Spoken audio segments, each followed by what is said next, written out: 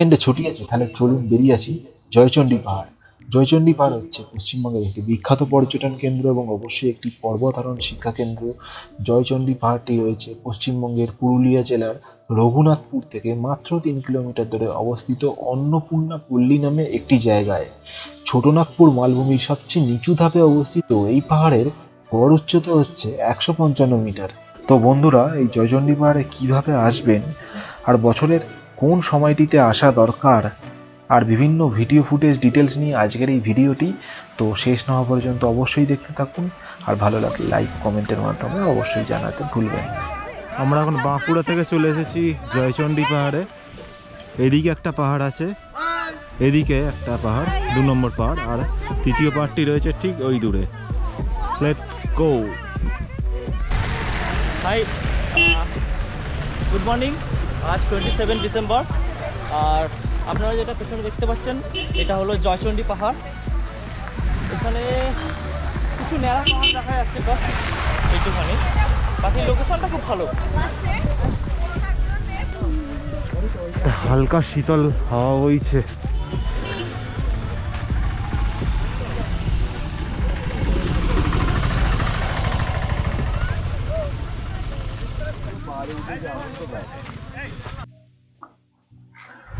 এবার দেখে নেওয়া যাক জয়চণ্ডী পাহাড়ে কখন আসবেন।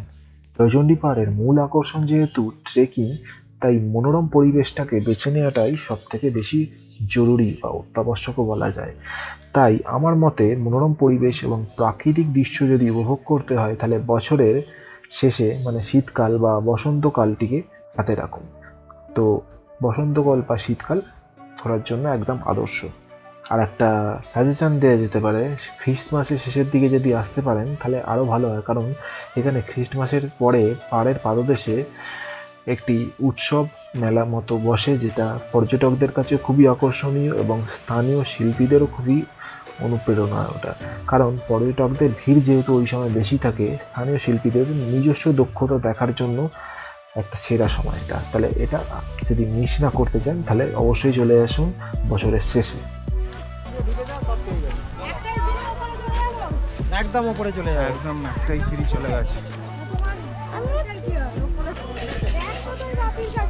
শ্রী শ্রী জয়চণ্ডী মাতা এবং বজরংবলীর মন্দির।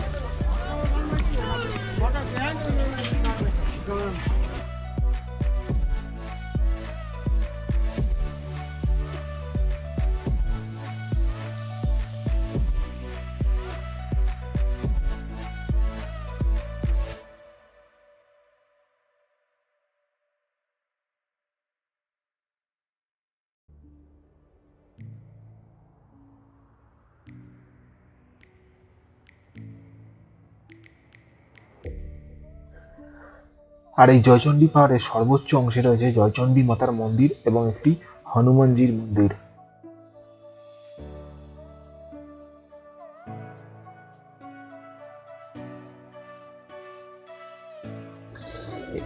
এবার দেখে নেওয়া যাক কলকাতা থেকে জয়চণ্ডী পাহাড়ে কিভাবে আসবেন। তার জন্য হাওড়া থেকে আদ্রা জংশনগামী যে কোনো একটি ট্রেন আপনাকে ধরে নিতে হবে। তারপর আদ্রা জংশন থেকে নেমে লোকাল গাড়ি বুক করে চলে আসুন জয়চণ্ডী পাহাড়ে, অথবা আদ্রা জংশন থেকে লোকাল ট্রেনে চলে আসতে পারেন জয়চণ্ডী পাহাড় রেলওয়ে স্টেশনে। জয়চণ্ডী পাহাড় রেলওয়ে স্টেশনটি খুব শীঘ্রই নতুন বানানো হয়েছে, তা জয়চণ্ডী পাহাড় রেলওয়ে স্টেশনে নেমে ওখান থেকেও লোকাল গাড়ি পেয়ে যাবেন। তবে আমার মতে নিজস্ব 4 হুইলার 2 হুইলার থাকলে খুবই ভালো হয়, যেখানে সময়টা খুবই সাশ্রয় হয়। আর যদি ফ্যামিলি বা গ্রুপ ট্যুর করে থাকেন তাহলে নিজস্ব নিকটবর্তী এলাকা থেকে একটু খোঁজখবর নিয়ে বাস বা ট্রাভেলার বা টাটা সুমো বুক করে আসতে পারেন, যেখানে সময়টাও সাশ্রয় হয় আর যেহেতু গ্রুপ ট্রাভেল জার্নিটাও অতিময় হয়।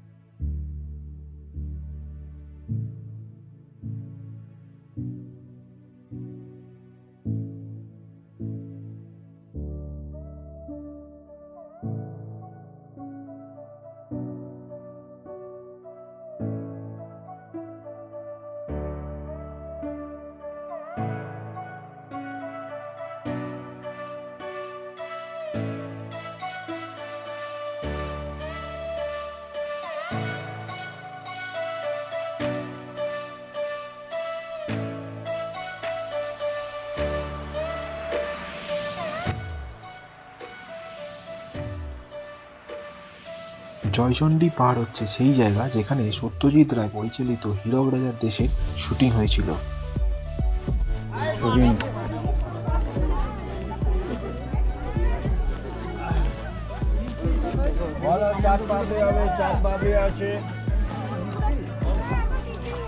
বলুন চাট পাপড়ি হবে,